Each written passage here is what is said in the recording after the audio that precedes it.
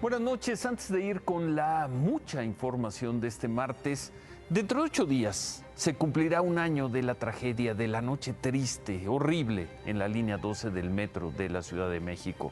Murieron 26 personas. Sergio René se aferró a la vida, a que sus graves lesiones no lo convirtieran en la víctima fatal número 27. Aquella noche del 3 de mayo iba rumbo a Tláhuac, camino a Valle de Chalco. Ya no alcanzó a su esposa, que había pasado 3 trenes antes por la fatídica Estación Olivos. Sergio René y su esposa imaginaban, planeaban la fiesta de 15 años de su hija cuando se les cruzó la desgracia.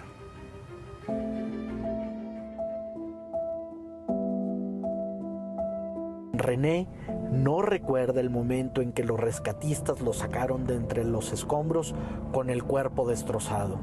Tan destrozado que mientras los cirujanos atendían las heridas en un pulmón ocasionadas por las astillas de sus propias costillas, el hombre sufrió un paro cardíaco y ese día pidieron a su familia, apostada fuera del Hospital Joco, a hacer guardia a la espera de la peor noticia.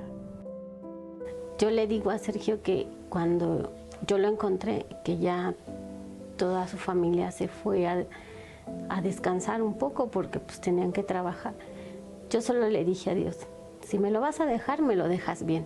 Y si no, mejor llévatelo. Porque pues a él nos decían que iba a quedar como vegetal. Entonces, gracias a Dios, y él nunca nos ha dejado, él no lo dejó. Y casi como estaba. Ya nos falta muy poco para que él se recupere al 100. Para mí ha sido un poco así muy fuerte porque la verdad yo no sabía lo que me había pasado. Yo peleé con la par que le gané. ¿Y qué tal el tiro? Fue muy fuerte, pero aquí estamos. ¿Ya vio los videos? Sí. ¿Qué siente? ¿Qué sintió? Las primeras veces, pues sí, fue pues miedo. Pero ya después fue como una terapia para mí. Porque me ayudó a salir de todo eso que yo pensaba que me iba a lastimar demasiado. Y gracias a Dios, pues aquí seguimos. Ahora sí como nosotros decimos, y ya como aquí se habla, decimos no nos vamos a dejar caer y yo voy para arriba. Tengo 7 costillas fracturadas. Ahora sí como decimos, me las reconstruyeron porque ellos me dicen que la cuarta, quinta y sexta fueron las más lastimadas. Sí. ¿Qué tan lastimada? Pues ahora sí que... La quinta se rompió en 4 partes. La quinta, la cuarta y la sexta en 2. Pero la quinta fue la que se rompió por completo, así en 4 partes. Y tiene 72 grapas en esas 3 costillas. A la vez que ningún funcionario ha tocado prisión como consecuencia de la tragedia y que la versión oficial de responsabilizar a los herreros de la obra de la línea 12 por el desastre no les convence, la familia de Sergio no desea ver a nadie tras las rejas. Lo que me interesa saber es si para ustedes es suficiente y pueden seguir adelante en la parte económica con esa lana. Y con lo que nos dieron ahora sí que de la reparación de daño, pues yo me siento pues seguro, para mí sí. Y aparte a él está pagando sus incapacidades. Okay. Y yo tengo trabajo en gobierno. Okay. A mí me dieron trabajo en gobierno.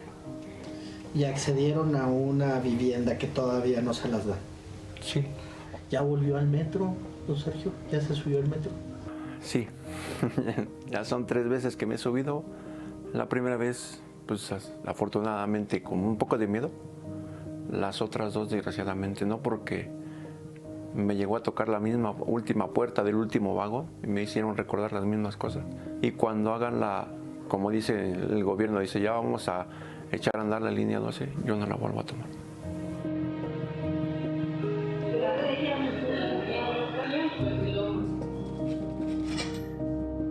Tarde, pero venciendo todos los pronósticos en su contra, Sergio llegó a la cita con su hija.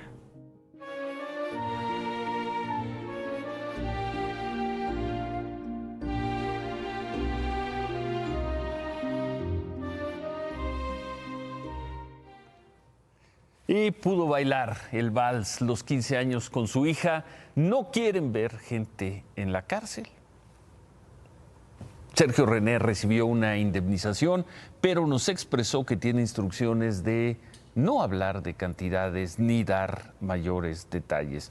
Como vimos, dice estar razonablemente conforme con lo recibido. Su esposa también, como vimos, fue contratada por el gobierno de la Ciudad de México y estarían por entregarles en unos días, les dijeron que en mayo, una casa en Lomas de Tarango, esto en el poniente de la ciudad. De la rehabilitación y atención médica se han hecho cargo el Instituto Mexicano del Seguro Social y el Hospital Joco de la Secretaría de Salud local. Suerte en lo que venga para ellos. Son los sujetos de una de las pocas historias, quizá de la única historia que no tuvo un final fatal en esta tragedia de la que estamos a unos días de cumplir un año. Después de la cancelación, hablando de obras, después de la cancelación de el encuentro que iban a tener ayer con el presidente López Obrador, integrantes del colectivo Sélvame del Tren estuvieron hoy en el Senado. Ahí estuvieron Gema Santana, Arturo Islas, José Urbina. En esta visita pudieron hablar con la presidenta del Senado, con Olga Sánchez, con quien acordaron reunirse el viernes. También hablaron con Ricardo Monreal y luego dieron una rueda de prensa donde insistieron una vez más en lo que consideran los peligros del tramo 5, peligros para el medio ambiente del tramo 5 del Tren Maya. Para mí, el Tren Maya transgredió otro nivel de conversación. Lanzar desde el poder del Estado una negativa al diálogo a un grupo de 10 ciudadanos es terrible y es violento. Cuando el tren se caiga, como la línea 12 del metro, ¿quién va a ser el responsable? El presidente tiene casi 70 años, se va a morir y nos va a dejar un problema muy grande a las nuevas generaciones. Nuestro movimiento es sumamente plural. Hay gente de todos los ámbitos. Muchos de nosotros votaron por el señor presidente. Estaban ilusionados con esta visita, con este cambio de tono. Queríamos ser escuchados y venimos con esa disposición. No somos nada de lo que creen de repente que somos. No somos ni seres sin escrúpulos, ni nos paga ni nadie más que nosotros mismos. En otras cosas sobre el tema de la joven Devani Escobar, muerta en Nuevo León, agentes de la Fiscalía de ese estado están haciendo desde hace unas horas lo que llaman diligencia en el motel donde se encontró el cadáver de la joven, el motel Nueva Castilla. Ahí se encontró el cuerpo de Devani. Raúl Flores, buenas noches.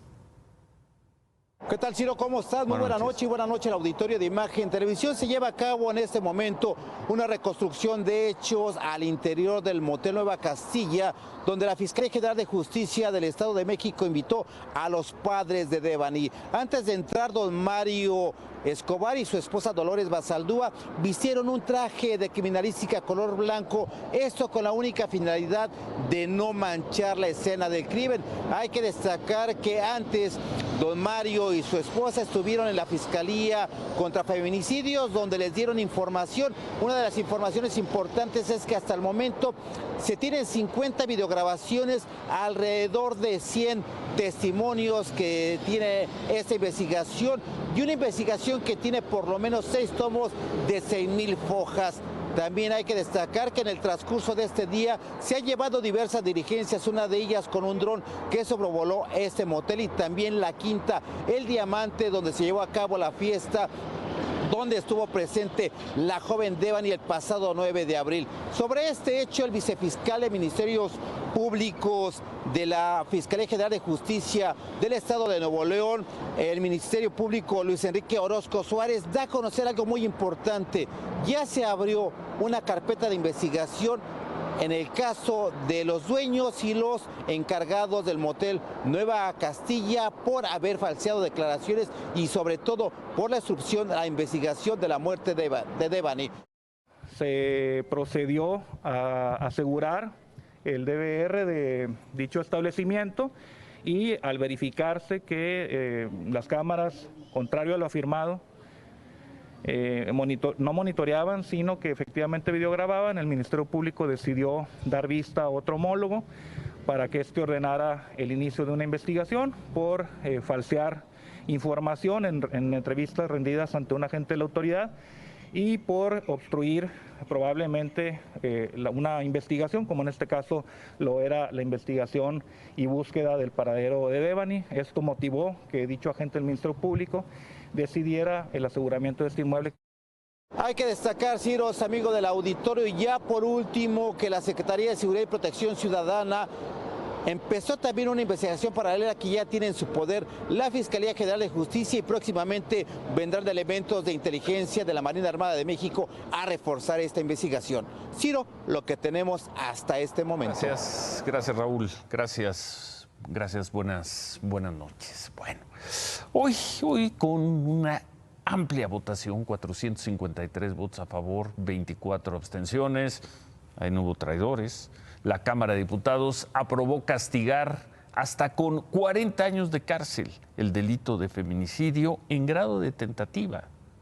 Esta reforma establece que se ordenará prisión preventiva oficiosa en los casos de tentativa de feminicidio, es decir, quien trate de matar a una mujer no tendrá ninguna posibilidad de defenderse fuera de la cárcel. Toca al Senado analizar estas reformas y eventualmente ratificarlo. Vamos a ver esta imagen antes de continuar con la información del día. Pues por ahí del mediodía se desplomó un helicóptero de la Marina. Esto fue en el Aeropuerto Internacional Rafael Buelna de Mazatlán. De acuerdo con la propia Marina, el helicóptero iba a reabastecer combustible y se desplomó así. Viajaban 5 marinos, resultaron heridos, están siendo atendidos en el Hospital Naval de Mazatlán. Bueno, el helicóptero estaba apoyando el combate de incendios forestales en la región, especialmente en Sonora. Tu resultado es positivo. Tu resultado fue positivo, tu resultado salió positivo. El COVID chingó a su madre, llegó para quedarse. Esto ya nos ha rebasado a todos. En cuanto al color, es hasta cierto punto intrascendente. Emergencia por COVID-19. ¿Hay alguna duda? La Ciudad de México entra a semáforo rojo. Tenemos una persona que falleció hace un día y medio, esperando que el médico certifique la defunción de la persona. ¿Ya ven, raza? ¿Por qué te como esos hijos de su pinche madre si el pinche COVID no se acaba? Que no entendemos. Creen que es un juego. Qué imágenes. 2 años, más de 2 años, presentando aquí, haciendo la crónica día por día de la pandemia del COVID. Y hoy hay que anotar este día, este martes 26 de abril, porque en los hechos hoy el gobierno federal da por concluida la pandemia en México. Se adelanta a la Organización Mundial de la Salud, pero hoy el doctor López-Gatell aseguró que México ya transita de pandemia a endemia, a lo que llaman el estado endémico. Hoy, en la que se anunció que fue la última conferencia de los martes sobre la pandemia, el doctor López-Gatell hizo esta reflexión sobre las personas que murieron por COVID en México. Como lo hemos repetido muchas veces, nunca es deseable tener ni una sola defunción, pero también consideramos que es importante que la población tenga claridad de cómo contendió México y cuáles fueron los resultados. Se propagó durante una parte muy larga de la epidemia una mentira construida de que éramos el país con la 4ª mortalidad más grande del mundo. Eso ya se redujo, ya solo algunos columnistas de cuando en cuando insisten en esta mentira que fue una fabricación. La información procede de la prestigiada revista The Lancet, revista a la que el gobierno mexicano recurrió en más de una ocasión durante la pandemia para justificar tomas de decisiones.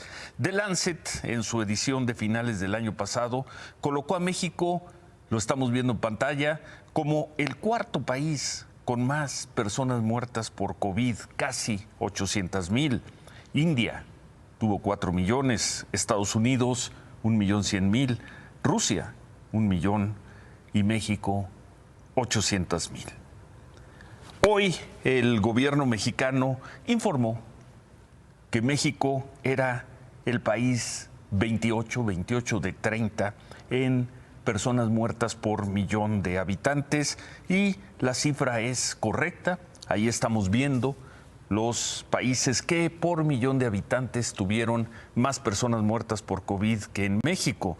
Países, varios de ellos con poblaciones muy reducidas, muy pequeñas, como Bosnia, como Georgia, como Macedonia, Moldavia, Eslovaquia, Lituania, Eslovenia, Letonia, Armenia, Trinidad y Tobago o Paraguay. Sí a esa lista, o dejamos solo esa lista con los países de 20 millones de habitantes o más, México pasa del lugar 28 al lugar 9. Queda únicamente atrás de Perú, Brasil, Polonia, Estados Unidos, Argentina, Colombia, Italia, el Reino Unido. Esas son las cifras. Esas son. Y ahí estamos tomando países con 20 millones de habitantes o más. México tiene cerca de 130 millones de habitantes. Si hiciéramos el mismo ejercicio con países con población de 50 millones, México seguiría subiendo. Por eso cuesta mucho trabajo entender este ejercicio que hace el gobierno mexicano para decir que murieron pocos mexicanos comparados con Bosnia, comparados con Letonia, comparados con Paraguay. En esta última conferencia, el doctor López-Gatell minimizó una vez más la efectividad del cubrebocas. Quedará en la historia del país como el gobierno, contrario a lo que se hacía en todo el mundo, regateó del día 1 al día de hoy, que se declara el final de la pandemia, regateó la importancia de el cubrebocas. El doctor López-Gatell volvió a decir que pues puede servir para que, bueno, que no es una herramienta valiosa para reducir la transmisión, para protegerse, en fin, y por eso dijo que van a hacer lo siguiente. El lineamiento de seguridad sanitaria en los campos de trabajo que emitimos cuando entramos a la fase de nueva normalidad, que contempla una serie de indicaciones, también va a emitirse una nueva versión. Quitamos varias cosas que fueron definitivamente de muy poca utilidad, como los tapetes sanitizantes, los túneles, etcétera, que siempre recomendamos no utilizar. Y ahí está también algunas recomendaciones sobre el cubrebocas en este mismo sentido. Entonces, no vamos a declarar el fin de la obligatoriedad del cubrebocas, porque nunca lo declaramos obligatorio, pero lo que sí podemos decir es, en este momento ya no es imprescindible el uso del cubrebocas. Ya no es imprescindible el uso del cubrebocas. ¿Cómo se va a tomar esto en escuelas, por ejemplo, en centros de trabajo? Ya no es imprescindible. ¿Cuándo lo fue? Para el doctor López-Gatell no lo fue nunca. Pero pues la mayor parte de la población, la mayor parte de los lugares de trabajo y la mayor parte de las oficinas del propio gobierno nunca le hicieron mayor caso al doctor López-Gatell, por fortuna, porque en todo el mundo se usó el cubrebocas y se probó la eficacia del cubrebocas. Como botón de muestra de que muchos mexicanos, muchas instancias y muchos gobiernos no le hicieron caso con el tema del cubrebocas al doctor López-Gatell, están estas palabras hoy del gobernador de Puebla, Miguel Barbosa. Hace mucho tiempo, dentro de los 2 años que llevamos de pandemia, que no es importante lo que diga, en Puebla no es importante lo que diga Hugo López-Gatell. Así es que ni siquiera me voy a referir a lo que él opine, punto. Nosotros hacemos nuestra propia evaluación y tomaremos nuestra decisión cuando lo veamos conveniente en el tema del uso de cubrebocas. ¿Qué habría pasado? Simplemente con que en la política pública el gobierno le hubiera dicho claramente, firmemente, sí al uso del cubrebocas. El doctor López-Gatell anunció también en este fin de la pandemia que ya no ofrecerán cifras diarias sobre contagios y personas muertas, ya no van a enviar este reporte diario, ahora lo van a publicar los lunes, va a ser semanal. Bueno, entonces nos quedamos por lo pronto con estas cifras, las cifras de ayer. 486,170 personas reconocidas por la autoridad como personas muertas en México. 324,000 por la Secretaría de Salud, 162,000 por el Registro Civil, pero ahí tendríamos que poner un asterisco porque el dato del Registro Civil es el de las actas de defunción que no fueron registradas por la Secretaría de Salud. Está actualizado al 31 de diciembre. Por alguna razón la autoridad no lo ha actualizado. Tenemos las cifras del 31 de diciembre y estamos acabando abril. En la página de la Secretaría de Salud no está actualizado un solo dato de este año. El doctor López-Gatell anunció también que ya no habrá semáforos, se acabaron los semáforos, el verde, el naranja, el rojo, el semáforo de riesgo para las entidades, el que está vigente, si es que alguien lo seguía todavía, termina el domingo y ya no habrá actualización. Se acabaron los semáforos y, bueno, dentro de todo esto, hoy se dio también la noticia de que el jueves se confirmó la noticia de que se abre el registro para vacunar a los menores de 12 años que no tienen comorbilidades. El doctor López-Gatell solo informó sobre el inicio del registro, no ha detallado cuándo comenzarán a vacunarlos ni qué vacuna se les va a poner. Pero bueno, la información de este día, el día que de acuerdo con el gobierno, en los hechos, termina la pandemia del COVID. Sí, vamos a hablar por teléfono con el presidente Biden el viernes. Creo que a las 12 del día. Pues vamos a esperar porque nos solicitaron ellos la llamada, pero es importante el que se dé esta comunicación, escuchar al presidente Biden, que nos ha tratado con respeto, como también nos trató con respeto el presidente Trump. Lo cierto es que no sé cuál es el propósito. Creo que es una llamada para compartir puntos de vista. Sí, un poco sorprendido estaba el presidente López Obrador. Esto fue casi al final de la conferencia mañanera, si no es que al final de la conferencia. Y es que una media hora antes, el gobierno de Estados Unidos había dado a conocer, poco después de las 8 de la mañana, la Casa Blanca informó que los presidentes Biden y López Obrador van a tener una reunión virtual. El presidente López Obrador dice que será telefónica, Casa Blanca dice que es virtual.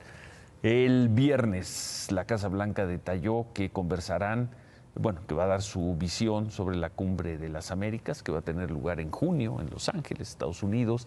También quieren revisar temas relativos a la cooperación en materia migratoria, esfuerzos para el desarrollo en América Central, competitividad, crecimiento económico, seguridad, energía y cooperación económica. Pues quiere el gobierno de Estados Unidos hablar de todo.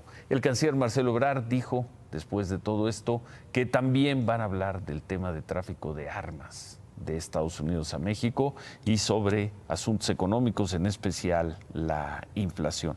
Vamos a ver estas imágenes, lo que están o lo que tienen que hacer los gobernadores fronterizos mexicanos de los estados fronterizos o de ciertos estados para tranquilizar al gobernador de Texas, al gobernador Abbott. Vamos a ver al gobernador de Tamaulipas, Francisco García Cabeza de Vaca, cruzó, estuvo en Laredo con agentes de la patrulla fronteriza, lo subieron a un caballo y se fueron a recorrer, pues suponemos que los lugares por donde cruzan los migrantes y detienen a los migrantes. Fue, según esto, a conocer el trabajo que se hace contra el crimen organizado y para frenar la migración ilegal. Agradecerles la invitación que nos hicieron para hacer este recorrido y conocer las acciones que llevan a cabo de este lado de la frontera, paralelas a las que estamos llevando a cabo nosotros del lado mexicano, y donde pues, la Policía Estatal está haciendo su parte también para frenar de alguna manera el flujo migratorio que está afectando seriamente a ambos lados de la frontera. Bueno, hoy se cumplieron 7 días desde que el gobierno de Coahuila lanzó un operativo en Piedras Negras para reducir o impedir el cruce de migrantes a Texas. Los primeros días del operativo, los migrantes siguieron cruzando por el río Bravo con cierta normalidad. Ayer ya vimos a migrantes que corrían para que no los detuvieran. Hoy otra vez se vio un fuerte operativo con más de 15 vehículos, un helicóptero para detener a los migrantes, esto en territorio de Coahuila. El gobernador de Texas, Greg Abbott, sigue presumiendo este despliegue en la frontera, territorio mexicano. Hoy tuiteó: parece que los estados de México están trabajando para mantener su parte del acuerdo que Texas alcanzó con ellos para asegurar de mejor forma su lado de la frontera. Y ya vimos lo que tienen que hacer los gobernadores. El Senado ratificó a Carlos Miguel Aiza como embajador de México en República Dominicana. El señor Aiza fue votado por la mayoría de Morena, pasó el trámite pese a las críticas de la oposición. Hay que recordar que su hijo, el diputado federal Carlos Aiza Damas, renunció hace un par de semanas al PRI, se sumó a Morena, votó a favor de la reforma eléctrica presentada por el gobierno federal. Todo esto generó estas reacciones hoy en la ratificación de quien fuera gobernador interino de Campeche, quien, por cierto, todavía es militante del PRI.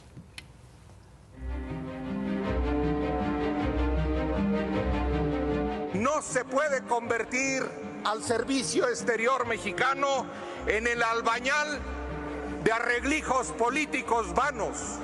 No se puede convertir al servicio exterior mexicano en una casa de citas para pagar favores políticos. Así no.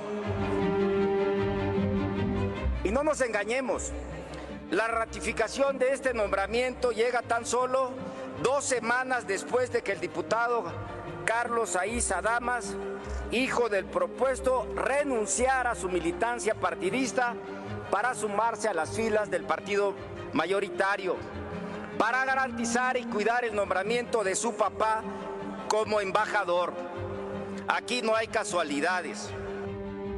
Les hago un llamado a todos los 6 gobernadores que hoy hay elecciones en sus estados: compórtense bien, no metan las manos en el proceso electoral, hagan bien las cosas y tal vez reciban, sí, una invitación para que sean embajadores de nuestro país y representen bien a nuestro país.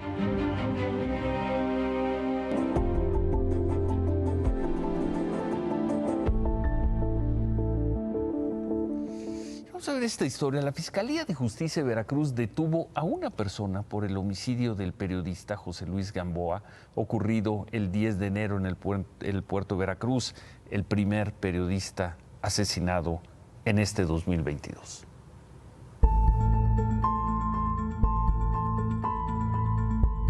A mi hijo lo levantaron alrededor de las 4 de la tarde, a pocos metros de mi casa. Vi cuando se lo llevaban, llegó otra camioneta, correteó a mi otro hijo, un tipo con una pistola en la mano. Mi hijo Eduardo se acaba de comunicar con nosotros para decirme que lo tienen en Jalapa, que está detenido, que mañana lo quieren remitir a Pacho Viejo y lo están culpando de la muerte de mi hermano. Lo están agarrando de chivo expiatorio. Este audio se conoció anoche en un chat de la familia de Mercedes Gamboa. quien pedía ayuda porque su hijo Eduardo Mendoza Gamboa, de 25 años de edad, lo acusaban de haber apuñalado el 10 de enero a su tío, el reportero veracruzano José Luis Gamboa. Crimen que quedó registrado como el primero de este año contra un periodista en todo el país. Esta movilización es derivado pues a las investigaciones que se hacen en torno al homicidio del periodista José Luis Arenas Gamboa. En la tarde se realizó una movilización y hubo una persecución en diferentes calles de la ciudad de Veracruz que derivó de una persona detenida que presuntamente podría estar involucrada con estos hechos. La detención de Eduardo, el sobrino del periodista José Luis Gamboa, a quien se le acusa de homicidio doloso calificado, se desprende de una investigación que se centró en su relación familiar y un supuesto pleito por una herencia, y no en su trabajo como periodista en el portal Inforregio. Entonces, otra vez fue algo que nada tiene que ver con la actividad periodística. Ese es el común denominador de lo poco que han investigado las autoridades. Y de nueva cuenta, la justicia, la muy cuestionada justicia del Estado de Veracruz, vuelve a quedar en el centro de la mesa. Vamos a ver qué tan sólidos son los argumentos para imputar a este familiar del primer periodista asesinado en el año.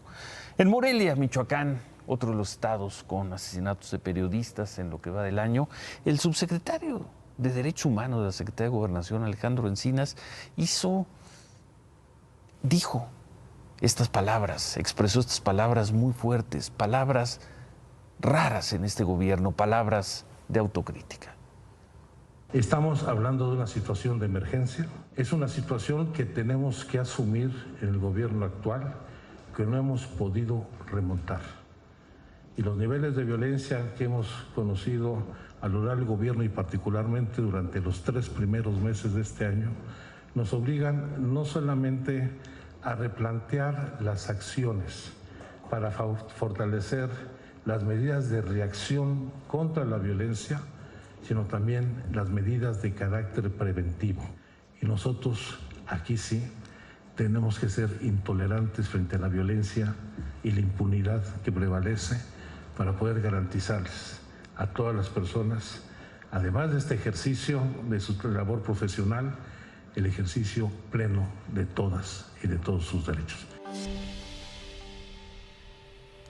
En otras cosas, el gobierno federal informó en Twitter que la federación asume el control de la nómina de educación de los estados y apoya su financiamiento, con lo cual libera a los estados de la República de una presión de gasto y da certezas al pago de los sueldos de maestras, maestros y personal administrativo. No se dieron detalles, pero con esto la nómina de los maestros en todo el país estará a cargo del gobierno federal.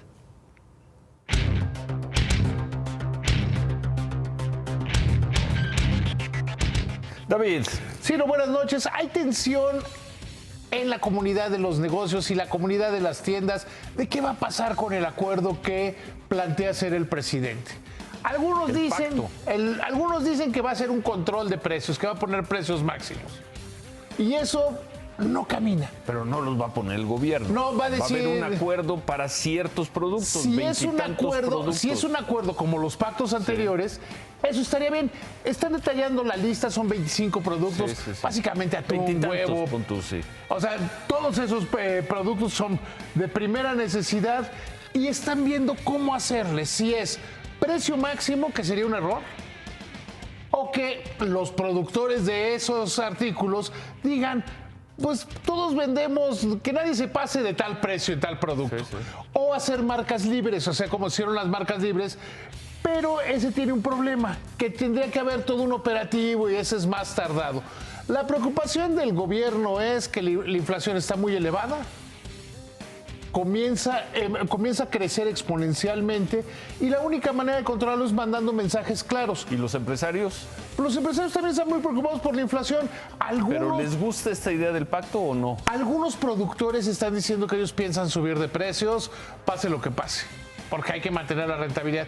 Pero a otros sí entienden que es necesario controlar los precios, porque una inflación alta a nadie beneficia y más daña a los más pobres. ¿Ya tienes idea de por dónde van a ir las cosas? 25, no, te la dejamos. 25 productos en un pacto.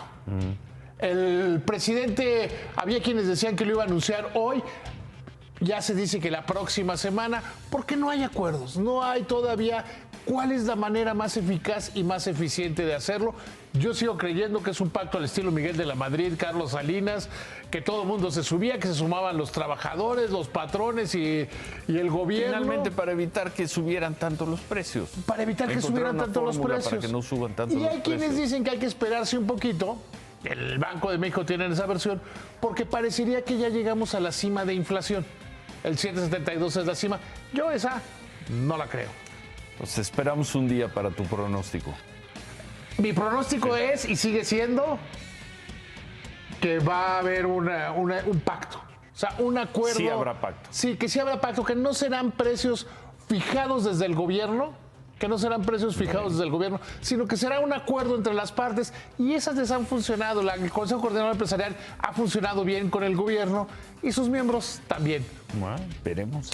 Remátala, David. Y bueno, siguen fuertes las disputas por el control de Banamex. Hoy Banco de Santander dijo que ellos sí quieren, pero que lo están analizando. Banorte les lleva muchísima ventaja. Bueno, vamos a ver estas imágenes antes de ir a un corte. En la mañana el presidente López Obrador estuvo en la réplica de la Capilla Sixtina y afuera Palacio Nacional en el Zócalo, junto con el secretario de Estado del Vaticano, el cardenal Pietro Parolin. Fue un recorrido de 10 minutos, luego el presidente y el cardenal regresaron a Palacio Nacional, estuvieron también el canciller Ebrard, la jefa de gobierno Claudia Sheinbaum y por el secretario de Gobernación Adán Augusto López, y todo esto porque se están cumpliendo 30 años ya del restablecimiento de las relaciones de México con el Estado Vaticano. 30 años de esta acción, de esta decisión y de esta acción en tiempos de el presidente Carlos Salinas de Gortari. A nombre de todos los que trabajamos en Grupo Imagen, lamentamos el fallecimiento de la señora María Concepción Bautista Castillo, hermana de nuestra compañera de Virginia Bautista. La señora tenía 63 años. Nuestro pésame a Virginia y a su familia. Mucho ánimo, la vida tiene que seguir. Javier. Ciro, regresamos con el partido de mañana de México, una versión campirana de seleccionados contra Guatemala. ¿Quiénes van? ¿Para qué sirve? Y por fin ya no le cierran la puerta en la nariz al Chícharo Hernández. Regresamos con eso. Solo se le perdona cuando ya ha recibido los santos óleos. La vuelta en Madrid promete al menos el mismo éxtasis futbolero. Ciro, amigos, muy buenas noches. Gracias, Javier. Muchas gracias a ustedes. Se quedan con qué importa. Buenas noches. Ánimo.